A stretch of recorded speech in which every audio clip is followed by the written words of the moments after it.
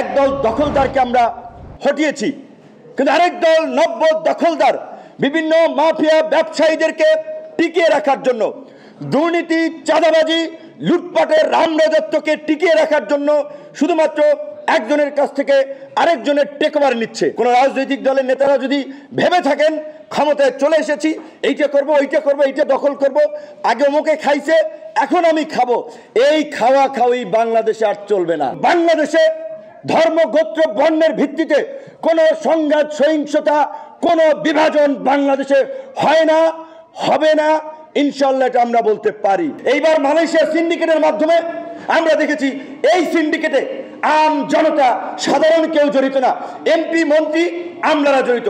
কাজী প্রবাসের পাশাপাশি দেশের সমস্ত পর্যায়ের সিন্ডিকেট ভেঙে চুরে গুড়িয়ে দিতে হবে। সিন্ডিকেটের সাথে জড়িতদের বিরুদ্ধে শক্ত পদক্ষেপ নিতে হবে। বন্ধুগণ, আপনাদেরকে বলছি, বুঝতে হবে, সজাগ থাকতে হবে, কাজ করতে হবে।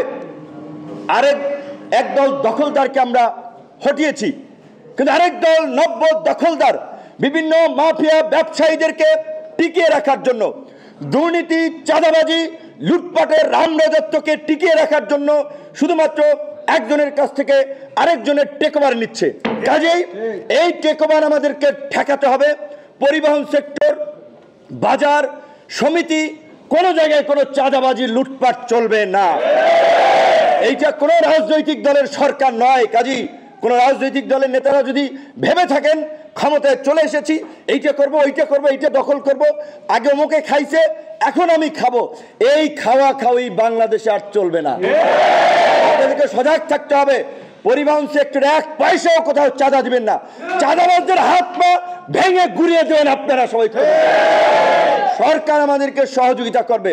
বিভিন্ন কমিউনিটি, বিভিন্ন সংগঠন, বিভিন্ন চাকরিজীবী সংগঠন হঠাৎ করে প্রধান উপদেষ্টার বাসভবনের সামনে 40-45 জন যে বিক্ষোভ করতেছেন, সচিবালয়ের সামনে 50-60 জন বিক্ষোভ করতেছেন, প্রেস ক্লাব, সচিবালয়, রাস্তাঘাট, সমস্ত জায়গায় হঠাৎ করে কেন এই বিক্ষোভ শুরু হয়েছে?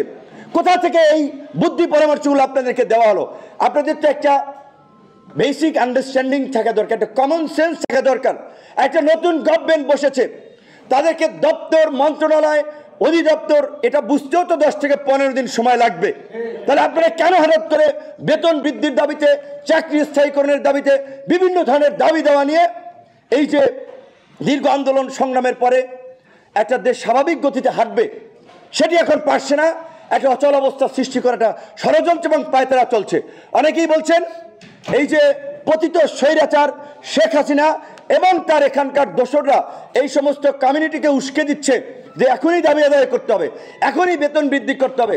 আমরা পরিষ্কারভাবে বলি, আপনাদের দাবির প্রতি আমাদের সংহতি আছে, আমাদের সমর্থন আছে। আমাদের অন্তর্বর্তীকালীন সরকারে যাওয়ার সুযোগ হলেও আমরা যাই নাই, কিন্তু বিকজ আমরা পলিটিক্স করছি, আমরা বলছি রাজনীতিতে আমরা একটা গুণগত পরিবর্তন করতে চাই। কাজে আমরা রাজনৈতিক সরকার নির্বাচনের মাধ্যমে জনগণের ম্যান্ডেট নিয়ে আমরা 5 ইয়ার্সের জন্য আমরা নেতৃত্ব দিতে চাই। সুতরাং আমরা সেই সরকারে আসবো, কিন্তু এই সরকারকে তো আমাদের সহযোগিতা করতে হবে। এতদিন যে একটা মনে হয়েছে যে তারা প্রভু আর জনগণ দাস, এই প্রভু দাসের সম্পর্ক নয়। প্রত্যেকটি এমবেসিতে একজন লেবার যাক আর একজন শিল্পপতি যাক, প্রত্যেকের জন্য একই ট্রিটমেন্ট হবে। প্রজাতন্ত্রের সেবক তারা স্যার নয়, স্যার ওই জনগণ যাদের ভ্যাট ট্যাক্সে আপনার বেতন হয়। জনগণ আপনাদের চাকরি করে না, আপনারা জনগণের চাকরি করেন। জনগণকে স্যার বলবেন। এখন থেকে কোন সরকারি কর্মকর্তা কর্মচারীকে স্যার বলবেন না, সম্মান করে জনাব সাহেব বলতে পারেন।